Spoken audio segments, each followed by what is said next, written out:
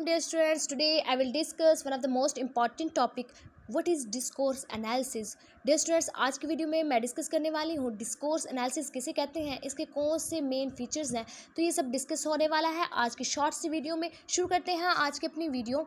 सबसे पहले discourse analysis किसे कहते हैं, इसको हम 3 वेज में डिफाइन कर सकते हैं। Language beyond the level of sentence, यानी डिस्कोर्स क्या है, language beyond the level of sentence. Second इसकी definition, language behaviour link to a social practice, कि लैंग्वेज का जो बिहेवियर है वो किसके साथ लिंक्ड है, सोशल प्रैक्टिस के साथ लिंक्ड है। लैंग्वेज जो है वो लेवल सेंटेंस से बियॉन्ड है। Language as a system of thought, कि language as a system of thought, ये भी डिस्कोर्स एनालिसिस की एक डेफिनेशन है। In simple discourse analysis usually इसको हम डिफाइन कर सकते हैं एनालिसिस ऑफ लैंग्वेज, कि लैंग्वेज के एनालिसिस बियॉन्ड द सेंटेंस, कि सेंटेंस से बियॉन्ड लैंग्वेज की जो एनालिसिस है इसको हम डिस्कोर्स एनालिसिस कहते हैं। यानी लैंग्वेज की analysis beyond the sentence discourse analysis कहलाता है। अब एनालिसिस डिस्कोर्स की एनालिसिस जो है वो टिपिकली कंसर्न करता है स्टडी ऑफ लैंग्वेज के साथ।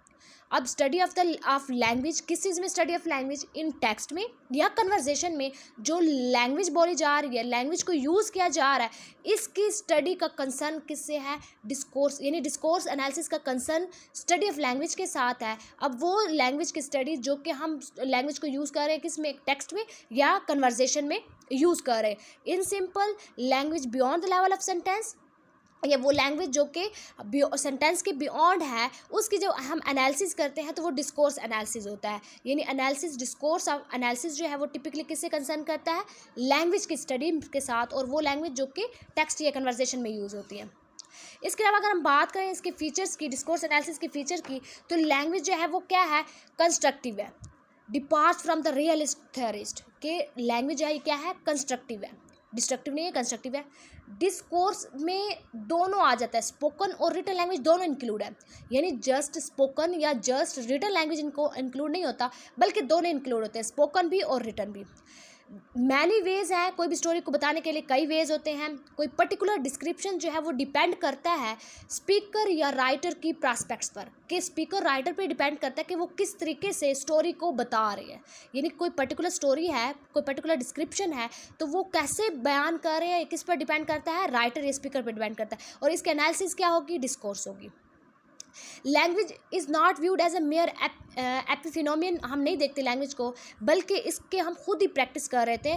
पीपल जो है वो यूज़ करते हैं डिस्कोर्स टू डू थिंक, मतलब कुछ भी करने के लिए वो जो है वो डिस्कोर्स को यूज़ करते हैं, कोई ऑफर ब्लेम या कोई एक्सक्यूज़ करने के लिए या कोई भी पॉजिटिव लाइट वगैरह को प्रेजेंट के लिए जो है वो डिस्कोर्स का यूज़ करते हैं।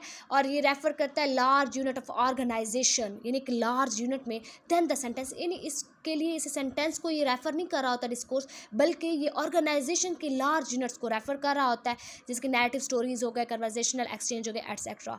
डिस्कोर्स जो है ये मैटर ऑफ लैंग्वेज यूजेज, यानी एक लैंग्वेज का कैसे यूज़ किया जा रहा है, ये डिस्कोर्स है।